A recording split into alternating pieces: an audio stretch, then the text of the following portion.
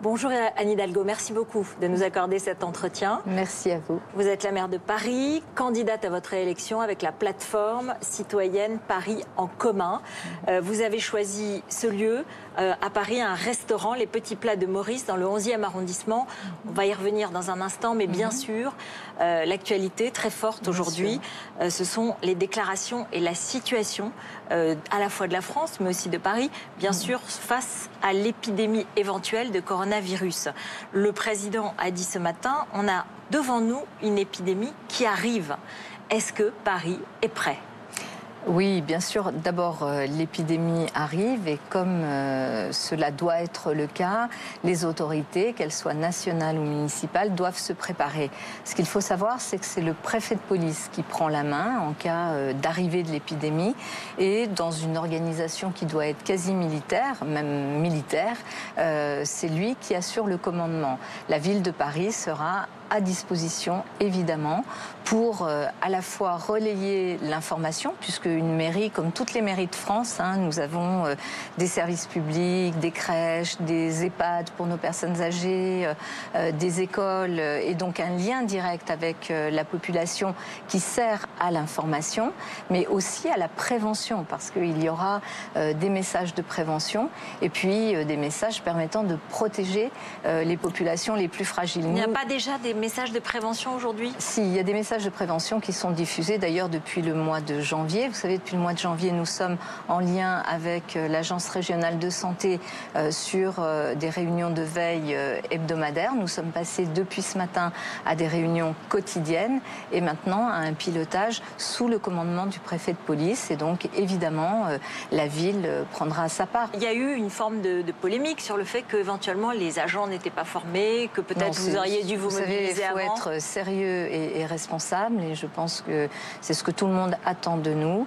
Nous sommes depuis le début de cette crise sanitaire en lien avec l'Agence régionale de santé et voilà, je crois que la maire de Paris que je suis a déjà montré sa capacité à être sérieuse et responsable dans des épreuves nombreuses que nous avons connues dans notre ville. C'est une façon de répondre à Madame Buzyn ? Je ne réponds pas à Madame Buzyn. Vous savez, il y a une crise qui se profile, une crise sanitaire extrêmement importante. Mon rôle en tant que maire de Paris, c'est d'assurer la protection des Parisiens et de le faire dans un cadre qui est un cadre très très clair, dans lequel c'est le préfet de police qui est celui qui commande l'ensemble des opérations.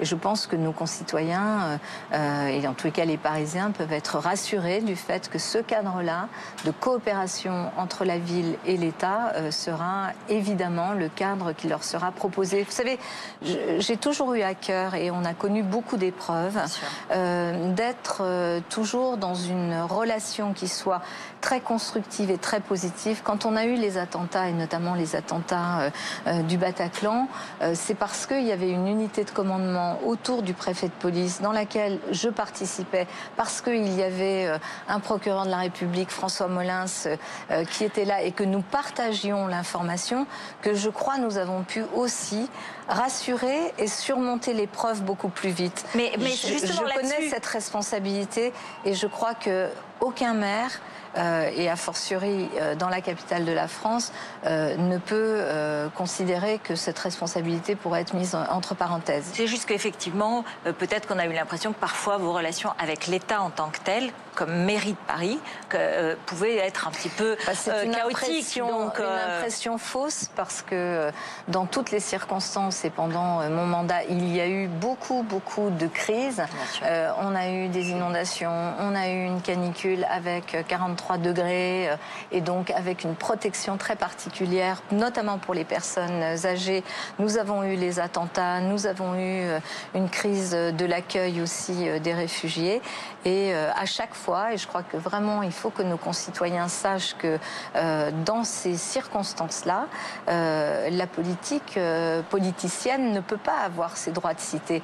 C'est pour ça que je le répète ici, j'ai toujours agi en sérieux et en responsabilité, en lien évidemment avec les autorités nationales dont c'est la compétence lorsqu'il s'agit de gérer une crise comme celle que nous allons affronter, qui est une crise sanitaire. Comment vous répondez à une autre polémique qui a commencé sur l'ouverture des frontières, la fermeture des frontières pour réagir face à la crise? Paris, c'est une ville très attractive. Il va y avoir peut-être encore un problème de fréquentation touristique. Ça vous inquiète? D'abord, il va y avoir un travail sous la direction, évidemment, du préfet de police pour parler et travailler avec l'ensemble des acteurs qui accueillent du public. Et bien sûr, on pense à tout le secteur de l'hôtellerie, de la restauration, les grands événements. Pour l'instant, nous sommes dans une phase de préparation. Nous sommes au moment du basculement dans, effectivement, ce mode de commandement, de crise sanitaire, parce que l'épidémie arrive et il faut être prêt, et nous sommes prêts. Je crois que les Parisiens savent que les services publics, municipaux notamment, sont à pied d'œuvre depuis toujours et évidemment répondront. Nous sommes prêts, évidemment, parce que nous sommes des gens responsables et raisonnables. La question de fermeture des frontières, c'est-à-dire tout ce débat, cette agitation politicienne sur des sujets de santé publique aussi graves, moi, j'avoue qu'elle me dégoûte un peu. Et donc je m'en écarte. Je ne passe pas trop de temps à la commenter, même pas de temps du tout à la commenter, puisque mon rôle, c'est d'agir. Effectivement, vous êtes à la fois la maire sortante et à la fois la candidate, et donc sur plusieurs échelons à la fois. Et donc, à la fois, vous êtes sur les dossiers, vous connaissez très bien les dossiers, et en même temps, vous avez déjà un bilan. Et donc, il y a aussi des critiques, il y a aussi des remarques, il y a aussi l'adversité, parce qu'on est en campagne électorale. Et l'année dernière, notamment, vous avez été très critiqué pour de la méthode, brutalité, les grands travaux. Comment vous avez intégré tout ça pour commencer une nouvelle campagne? Est-ce que vous vous êtes servi de ces critiques? Vous avez utilisé, entendu ces critiques? D'abord, quand on est maire, on est en responsabilité, on agit tous les jours, et un maire, à Paris comme dans la plus petite commune de France, a vraiment un travail très concret au quotidien avec les habitants, les rencontres. Et donc, comment dans une action de maire on fait? Comme vous, dans votre vie professionnelle ou dans votre vie personnelle, quand il y a des difficultés à surmonter, on les surmonte, on écoute les critiques, on les intègre, on regarde la part de bonne foi et de mauvaise foi qu'il peut y avoir. Il n'y avait que de la mauvaise foi? Je viens de vous dire, on regarde la part de bonne foi et de mauvaise foi qu'il y a, puis on garde effectivement tout ce qui peut permettre d'améliorer son action. Le sujet pour moi, c'est de faire en sorte que les services que rend la ville soient des services efficaces et qui correspondent aux besoins des habitants. Anne Hidalgo, on a l'impression dans cette campagne qui commence qu'il y a en quelque sorte deux visions. Il y a la vision que vous présentez qui est: j'ai transformé la ville, et on va y revenir, et je veux continuer. Et j'ai des projets pour encore faire bouger cette ville. Et puis il y a une autre vision, celle de deux de vos adversaires, qui disent: ça suffit, les Parisiens sont épuisés, ils ont besoin de revenir à une ville propre et sûre, de revenir aux fondamentaux. Alors vous, qui dites non, il faut continuer à avancer, vous êtes sûr que les Parisiens sont sur cette longueur d'onde? D'abord, ils le diront, et ils auront une très bonne occasion de le dire, puisqu'il y a une élection municipale. Je pense que vous avez raison, il y a deux visions qui sont proposées dans cette élection municipale. Une qui consiste à s'arrêter, geler, et donc revenir en arrière. Parce qu'en fait, l'immobilité, l'immobilisme, c'est un retour en arrière. Et la vision que je propose avec un projet qui est d'ailleurs élaboré et porté par les Parisiens, je ne l'ai pas construit dans mon bureau, c'est à partir d'un travail très très large, d'une plateforme très large qui s'appelle Paris en commun, qui a élaboré ce projet. Et que disons-nous dans ce projet? En fait, les scientifiques nous disent aujourd'hui que nous avons 10 ans pour agir sur la question du changement climatique, pour éviter le pire. Le pire étant une augmentation des températures et les mêmes scientifiques disent les villes ont un rôle très important parce qu'en fait, dans les villes, à travers le trafic, la mobilité, le logement, on peut contenir cette catastrophe qui est en train d'arriver. La question, c'est le rythme, la question, c'est la méthode. Donc vous vous dites qu'il faut garder ce rythme. Ce que nous disent notamment les scientifiques, et je pense que personne ne s'aventurerait aujourd'hui à être climato-sceptique, en tous les cas pas à Paris, la ville de l'accord de Paris. Ce que nous disent les scientifiques, c'est qu'on n'a pas le temps d'attendre.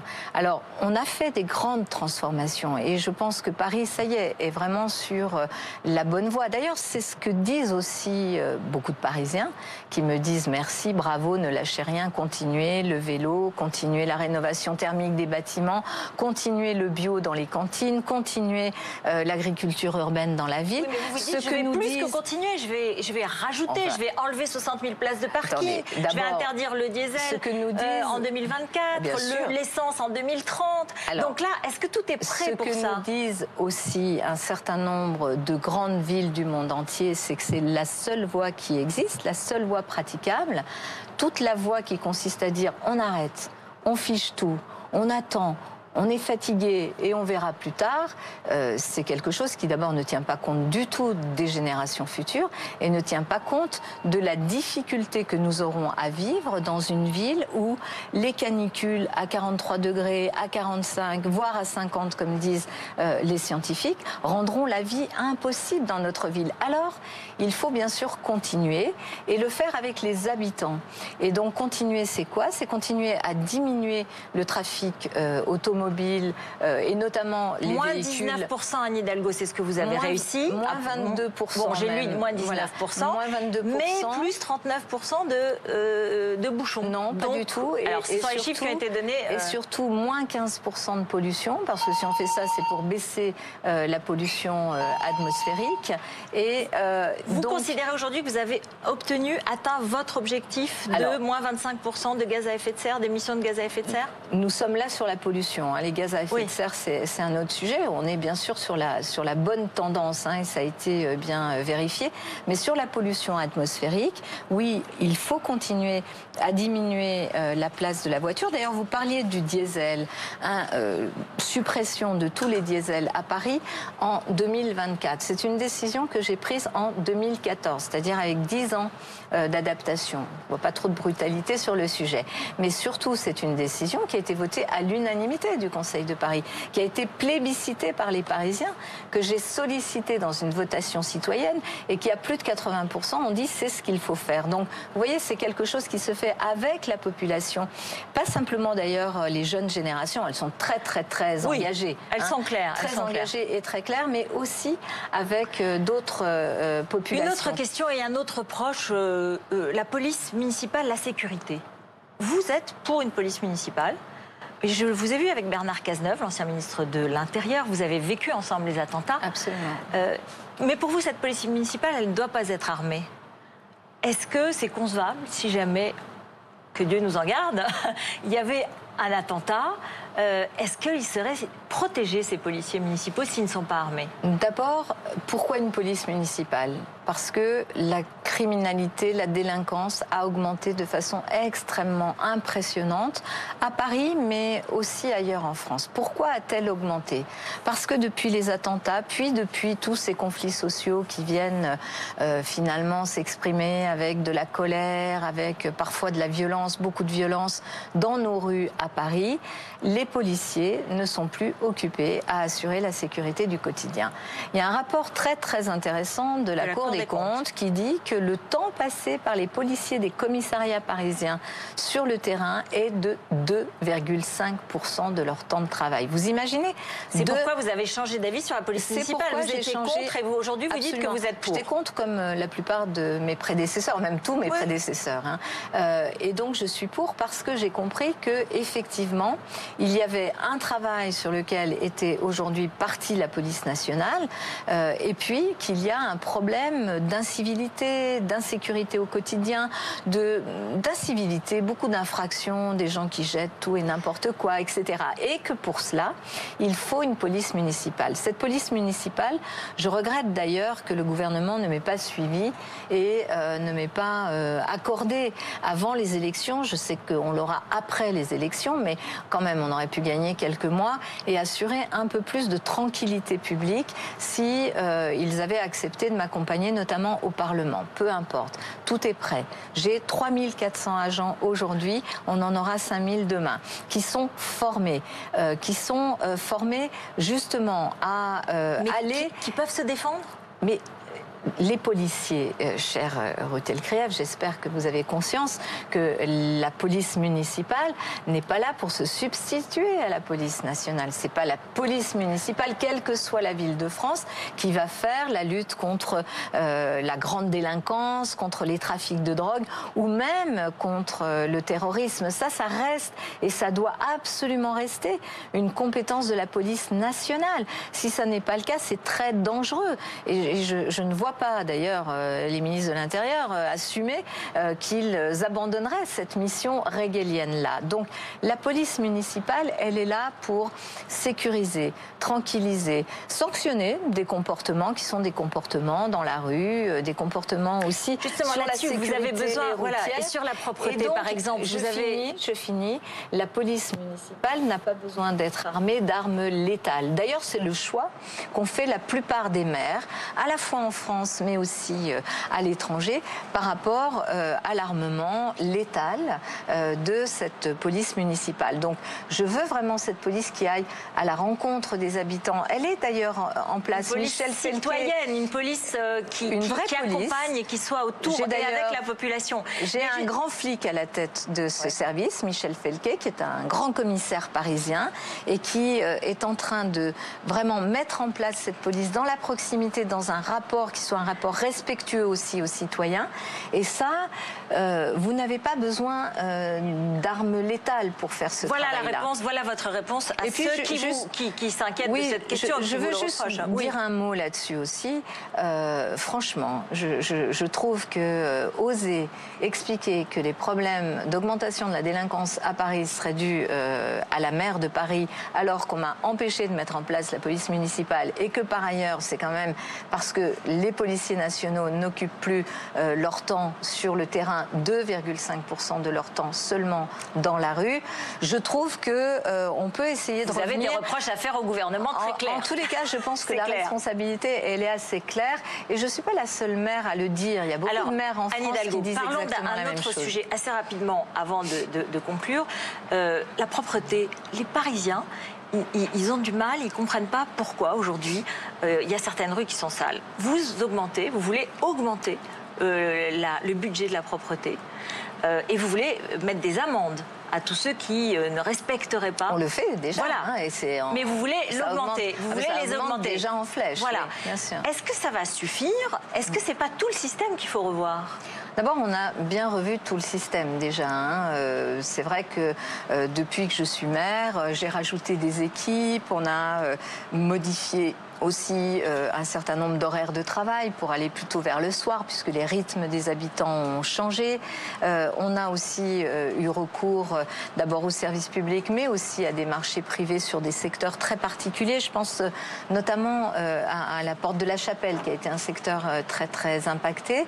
On a changé toutes les corbeilles de rue. J'ai rajouté des corbeilles. On doit être la ville au monde qui a le plus de corbeilles de rue.